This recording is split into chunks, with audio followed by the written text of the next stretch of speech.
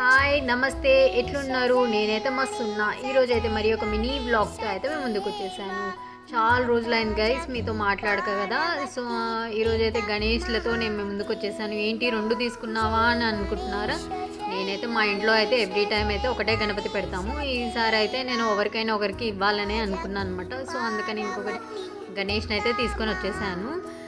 చాలా బుజ్జి గణపతి ఉంది కదా, నేనైతే మంచి ఏరి తెచ్చుకున్నాను. ఇంకా కలర్స్ అయితే నేను వాటర్ కలర్స్ తెచ్చేసేసుకున్నాను అనమాట. వాటర్ కలర్స్ వేసేద్దామని చెప్పేసి అండ్ అండ్ వాటర్ కలర్స్ అయితే ఎలాంటి పొల్యూషన్ ఏమి ఉండదు కదా, వాటర్లో వేయంగానే అయితే క్లియర్ అయిపోతుంది కదా. సో అందుకని గణపతికి అయితే నేను వాటర్ కలర్స్ వేసేద్దామని డిసైడ్ అయిపోయాను. ఒకటైతే మా పక్కింటి చిన్న బాబు ఉన్నాడు, ఆ బాబు కన్నా ఇస్తాను తను తీసుకుంటా అంటే.